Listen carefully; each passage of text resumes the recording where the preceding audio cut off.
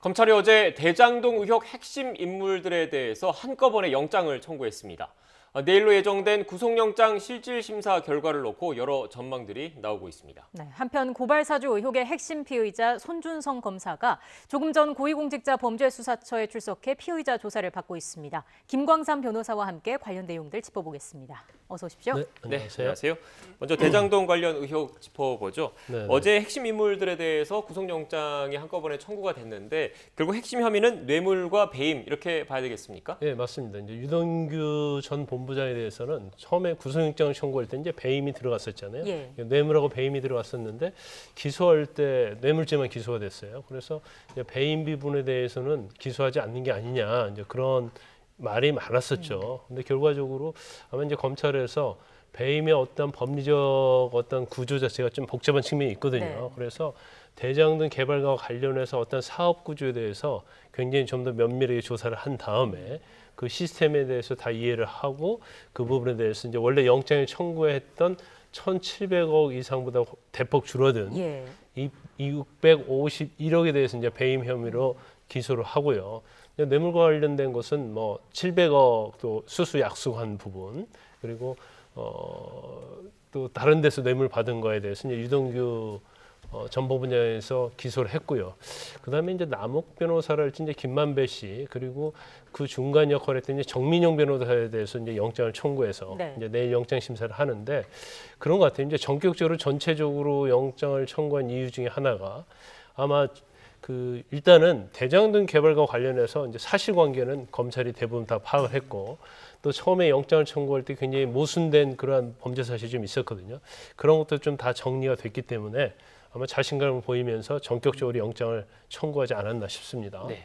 지금 변호사님께서 모순된 범죄 혐의를 좀 정리가 됐을 거라고 추정을 해주셔서 제가 추가로 좀 질문을 드리면 네. 유동규 전 본부장 같은 경우에는 재판에 넘길 때 뇌물 혐의만 적용을 해서 기소를 했지 않습니까? 네네. 그런데 이번에 배임 혐의를 적용하는 과정에서 공소장 자체를 변경하는 게 아니라 추가 기소를 했단 말이죠. 이건 어떤 의미가 있다고 봐야 됩니까? 아니 일단은 영장 범죄 사실이 훨씬 더 많았죠. 네. 그래서 그 일부에 대해서 떼어서 기소를 했기 때문에 새로운 사실은 공소장 변경해서 할 수가 없어요. 그래서 그 전에 배임의 영장 범죄사에 있던 내용을 조사를 한 다음에 이제 추가 기소를 했다 이렇게 볼 수가 있고, 그다음에 그 영장에 있던 일부 또 뇌물죄에 대해서는 기소를 안 했었는데 예. 이제 그 부분도 이제 남욱 변호사가 미국에서 돌아오지 않았습니까? 그래서 남욱 변호사를 조사하고 참고인과 관련된 조사를 다 한 다음에 이 부분에서 명백히 뇌물죄에 해당이 된다고 보고 기소를 한 거죠. 네, 그러니까 제가 이 질문을 드린 이유가 유동규 전 본부장 같은 경우에는 구속기한이 만료가 지금 임박한 상태에서 기소를 했지 않습니까? 네네. 그렇기 때문에 일단 사실관계가 어느 정도 확인이 된 뇌물 혐의로 기소를 하고 지금 이렇게 추가 기소, 공소장 변경이 아니라 추가 기소를 했다는 거는 그 외에 다른 혐의들에 대해서 어느 정도 그 세부적으로 좀 사실관계를 확인한 이후에 다시 재판에 넘겼다, 혐의를 적용했다 이렇게 좀 이해를 해야 된다 말씀이시죠? 네네, 그렇게 딱 맞는 말씀입니다. 네. 그래서 아마 원래 이제 공소장 변경하려고 하면 처음에 영장 범죄 사실이 있었잖아요. 그걸 전체적으로 기소를 해요. 예. 그런 다음에 수사를 해보니까 내용이 좀 틀린 부분이 있고 모순된 점이 있다. 그러면 공소장 변경을 하는 거죠. 근데 아마 검찰이 기소할 단계에 있어서는 그 전체적인 사실관계에 대해서 완전히 조사가 안 이루어진 걸 보여요. 그러니까 일부 뇌물죄에 대해서만 기소를 하고 그다음에 나머지 부분에 대해서 전체적 조사를 한 다음에 이제 추가 기소하는 방향을 선택했다 이렇게 볼 수 있는 거죠. 네. 예, 먼저 핵심 내용을 좀 설명을 해주셨고요. 또 주목해야 할 점이 기존 대장동 4인방에 포함된 정영학 회계사가 빠졌고 네. 그 정민용 정 실장에 먼저 영장이 청구가 됐단 말이에요. 이건 네, 어떻게 네. 봐야 될까요? 일단 이제 4인방 하면 유동규, 남욱 변호사, 그리고 정영학 회계사, 김만배 씨 아닙니까? 네. 그런데 사실 정영학 회계사도 전체적으로 보면 역할을 쓴 굉장히 중요한 역할을 했다고 봐요. 일단 김만배 씨는 약간 성남도시개발공사 관련된 로비 역할, 남욱 변호사는 자금 조달, 그리고 정영학 회계사는 이제 사업의 구조, 회계랄지 그런 것들을 좀 짰다고 볼 수 있고, 예. 그러면 정영학 회계사도 상당히 중요한 역할을 했다고 볼 수밖에 없거든요. 네. 근데 그럼에도 불구하고 왜 이번에 배제됐을까? 그러니까 지금 배임죄에 관련해서는 주범이거든요, 완전히. 그런데 아마 뭐 녹취록이랄지 본인의 자술서랄지 검찰의 수사가 진행하는 데 있어서 엄청난 협조를 했기 때문에 예. 비교적 검찰의 수사가 수월하면서도 좀 빨리 진행이 될 수 있었다. 그래서 이제 우리나라는 이제 플리바겐이라는 제도가 없어요. 그러니까 뭔가 도와주면 거기에 대해서 특혜를 주는 수사기관에서 그런 게 없긴 하지만 아마 검찰에서는 뭐 만약에 정영학 회계사를 먼저 구속을 해버리면 사실은 수사 진행에 있어서 굉장히 난항을 겪을 수가 있기 때문에 아마 검찰에서 일종의 이제 특혜라 이렇게 볼 수가 있어요. 하지만 뭐 정영학 회계사 그렇다고 해서 이걸로 불구속으로 계속 재판받고 선고를 받는다 이렇게 볼 수는 없어요. 왜냐하면 같이 공범 관계에 있는데 누가 주범인지 종범인지 분간할 수 없을 뿐 아니라 다 주범죄 성격을 갖고 있거든요. 그래서 이 같은 큰 범죄 사실로 기소가 되면 선고 때는 결국 형평성의 문제가 있거든요. 네. 그러면 선고는 거의 비슷하게 나올 가능성이 크다. 그러면 결국 법원에서 재판받고 선고하면서 법정 구속될 가능성이 있기 때문에 현재 어떤 불구속 상태가 이걸 뭐 안전한 보장을 의미하는 건 아니다 이렇게 볼 수 있습니다. 네, 그러니까 플리바게닝 말씀을 해주셨는데 그 유죄 협상제인 거잖아요, 이른바. 네네네. 근데 정영학 회사 같은 경우에는 녹취록을 제공하면서 검찰 수사에 많은 상당 부분 도움을 줬기 때문에 우리 사법제도에 플리바게닝 제도는 없지만 검찰이 영장 청구권을 갖고 있지 않습니까? 어느 네. 정도 재량권을 좀 행사해줬다 이렇게 봐야 된다는 말씀이신 네, 거죠? 그렇게 볼 수 있습니다. 네. 한 가지 또 다뤄봐야 될 게 그 김만배 씨 관련해서 앞서 기각된 영장에선 곽상도 의원의 그 아들 그 퇴직금 50억 원 뇌물 혐의가 적시가 됐는데 이번에는 또 제외가 됐잖아요. 이거는 어떤 배경이라고 봐야 그런데 될까요? 아마 그때 구속영장 할 때 좀 검찰이 너무 성급하지 않았나 그런 생각이 들어요. 네. 왜냐하면 뇌물로 50억을 제공했다고 하면 그 금액이 엄청 크잖아요. 네. 그러면 직무에 관련성이랄지 대가성 이런 것들을 조사를 했어야 하는데 그럼 직무에 관련성으로 하면 곽상도 의원이 뭐 국회의원으로서 또 아니면 전에 정무수석 하면서 어떤 역할을 했는지 민정수석이죠. 그런 것들을 조사를 하고 또 곽상도 의원 아들까지 조사를 해서 이 뇌물의 구조를 완전하게 파악을 한 다음에 아 이게 뇌물이 맞다 하면 그 당시에 영장 범죄 사실 넣어서 청구를 해야 하는데 이런 조사 하나도 없이 그냥 뭐 뇌물 50억 받았다 이런 내용을 사실은 유동규 전 본부장이 영장에 넣었거든요. 그래서 아마 조사를 계속 했는데 뭐 아들도 조사했죠. 네. 그런데 아마 이 부분은 좀 더 보강 조사가 필요하다. 그래서 명백하게 뇌물인지 여부를 확정할 수 있는 그런 정도의 수사가 안 돼 있는 것 같아요. 그래서 일단 제외를 했기 때문에 뭐 결과에 따라서는 추가로 이제 김만배 씨가 구속이 되면 또 구속이 되지 않다 하더라도 기소가 되면 뭐 범죄 사실로 추가로 기소할 가능성이 크다 이렇게 봅니다. 네, 지금 관련된 등장인물이 많고 내용이 복잡하기 때문에 시청자 여러분 이해를 돕기 위해서 앞서 그 관계도 그래픽 다시 한번 좀 띄워주시겠습니까? 준비되는 대로 좀 띄워주십시오.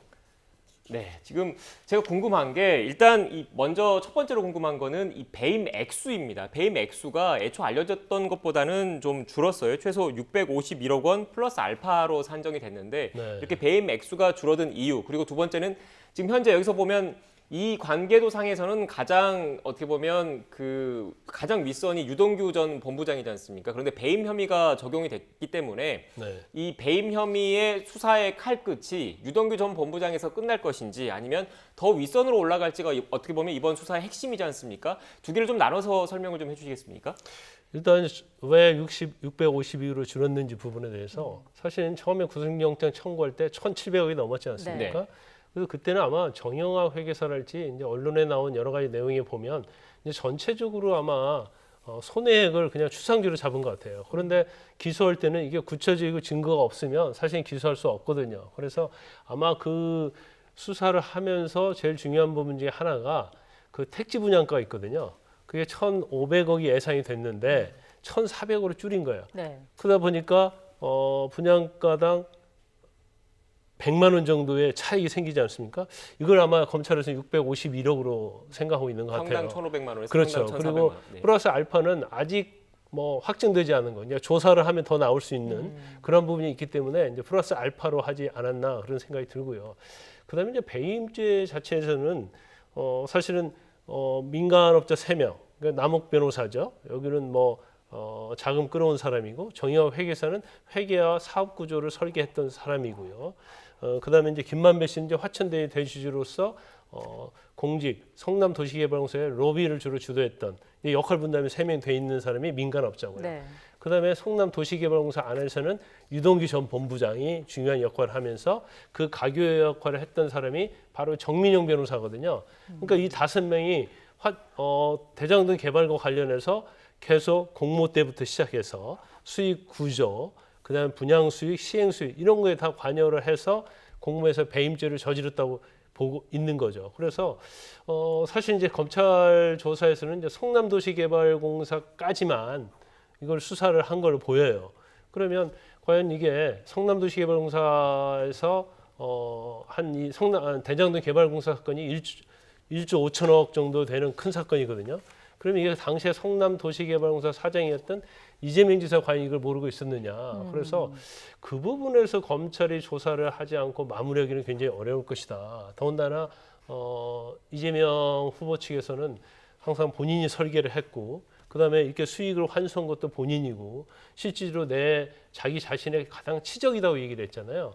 그렇기 때문에 어느 정도 관여했는지 그 부분을 조사할 것이다. 그런데 지금 현재 아마 그 문서상에는 그 이재명 지사가 아마 사인하고 그런 것들이 아직은 뭐 검찰 수사에 드러난 건 없는 것 같아요. 네.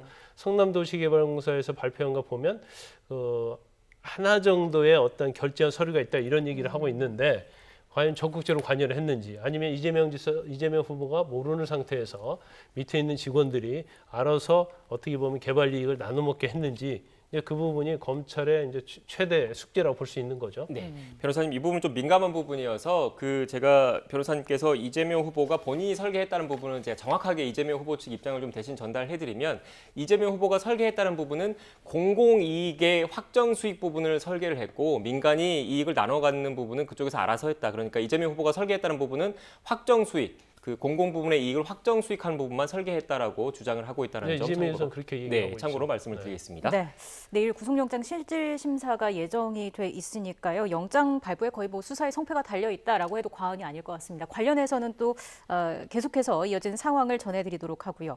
한편 고발 사주 의혹과 관련해서 공수처가 앞서 저희가 전해드렸습니다마는 조금 전에 손준성 검사를 소환했습니다. 오늘 조사에서 어떤 부분을 좀 가장 눈여겨보게 될까요? 일단 사실 이 고발 사주와 관련해서는 가장 핵심은 이제 손준성 검사단 말이에요. 왜냐하면 지금 조성은 씨와 관련돼서 이제 텔레그램을 통해서 손준성 보냄이라는 이게 제일 중요하기 때문에 네. 손준성 검사를 거치지 않고는 이거 설명할 수가 없어요. 그래서 고발장의 작성자, 지시자, 전달자가 누구이냐 이게 제일 중요한 것은 키면은 이제 손준성 검사라고 할 수가 있기 때문에.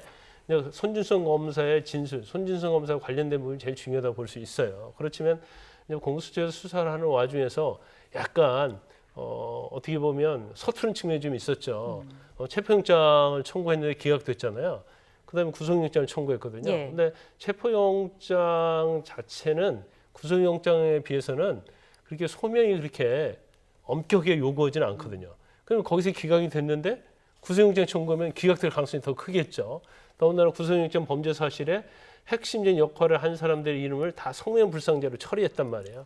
그래서 뭐 의도적인 건지 아닌지 모르겠지만 너무 공수처가 수사에 있어서 역량이 부족한 게 아닌가 이제 그런 논란이 굉장히 많이 있었어요. 네. 그래서 결과적으로 이제 손준성 검사가 오늘 출석을 했기 때문에 본인이 어떻게 진술을 하느냐 또 이 전달 과정을 어떻게 설명하느냐에 따라서 공수처 수사 방향이 좀 달라질 수 있겠죠. 네. 그런데 지금 손준성 검사 같은 경우에는 그 텔레그램 메시지에 손준성 보냄이라고 찍혀 있는 이 내용 자체가 다른 사람한테서 받은 고발장을 반송한 거다 이런 취지로 지금 주장을 하고 있어요. 그런데 오늘 조사에서 이런 손 검사 측 논리를 깰 만한 그런 물증을 제시할 가능성이 있겠습니까? 공수처에서? 손준성 검사가 처음에 이제 고발 사주가 조성은 씨의 공익 제보로 이루어진 거잖아요. 그러면 그냥 제3자 입장에서 객관적으로 보면 손준성 보냄이라는 메시지가 있기 때문에 당연히 손준성이 보낸 건 맞다. 네. 그 전제로서 생각할 수밖에 없고 저도 마찬가지죠. 뭐 고발 사주가 윤석열 전 총장과 관련이 있든 없든 손준성 검사가 보낸 건 그건 거의 100% 확실하지 않느냐. 저는 이런 생각을 했었는데 손준성 검사는 계속적으로 나는 그렇게 한 사실이 없다는 취지로 얘기를 하고 있어요. 예. 그러면 왜 이렇게 디지털 증거에 의해서 명백한 걸 저렇게 부인하고 있을까 이해가 가지 않는 측면이 좀 있었거든요. 그런데 새로 손준성 검사가 구체적으로 주장하는 내용 중에 하나는 자기가 검사로 있으면서 여러 곳으로부터 SNS를 통해서 지금 문제가 되는 건 텔레그램이거든요. 계속 제보를 받았다는 거 아니에요. 그러면 그걸 다시 돌려줬다는 거예요. 그러면 돌려줘서 그놈을 보내주게 되면 사실은 손준성 보냄이 될 수 있겠죠. 그래서 이 말 자체도 사실은 뭐 그렇게 터무니없다 그렇게 볼 수는 없어요. 그런데 정말 이게 사실일까? 만약에 손준성 검사가 정말 그랬다고 한다면 예. 자신이 이번 고발 사주와 관련된 다른 건에 있어서도 이런 식으로 텔레그램을 통해서 반송을 했다. 이 부분을 본인이 뭐 여러 건을 입증을 한다고 하면 그러면 손준성 검사의 주장이 일리는 있을 수 있겠죠. 네. 변호사님, 그런데 그 손준성 보냄이라는 이 문구가 달리려면 일단 이 사진 파일이나 관련된 파일을 다운로드를 일단 받고 나서 핸드폰에 저장이 된 이후에 반송을 해야지 이렇게 된다고 하더라고요, 기술적으로는. 그런데 네네네. 이렇게 그냥 반송할 거면 굳이 왜 다운을 받았는지, 일단 손준성 보냄이라는 것 자체는 허위가 아닌 것으로 검찰 수사에서 나왔지 않습니까? 그 부분에 대한 의구심은 꾸준히 또 계속 제기되고 있는 것 같더라고요. 그렇죠. 이제 제가 말씀드린 것처럼 단지 뭐 다른 쪽에서 SNS 통해서 제보를 받고 돌려줬다고 하면 사실은 그럴 수 있겠다 얘기할 수가 있죠. 그런데 SNS 제보 받았는데 거기에 다른 파일을 거기에다가 첨부를 해서 보내줬다고 하면 네. 그러면 사실은 이거에 관여했다 이렇게 볼 수밖에 없는 정황이 될 수 있어요. 특히 지금 언론 보도에 의하면 공수처에서 수사했는데 특히 제보자 지모 씨에 대한 판결문이 손준성 검사의 밑에 있던 하급직 검사가 밑에 검사가 그걸 뭐 출력을 해서 제공을 했던 이런 얘기 나오기 때문에 네. 만약 그런 내용이 사실이라고 한다면 이건 손준성 검사가 보낸 게 맞다 이렇게 생각할 수밖에 없죠. 네, 일단 관련해서 또 손 검사는 강력하게 혐의를 부인하고 있기 때문에 오늘 조사에서 어떤 결과가 나올지 좀 더 지켜봐야 할 것 같습니다. 지금까지 김광상 변호사와 함께 관련 내용 살펴봤습니다. 오늘 말씀 고맙습니다.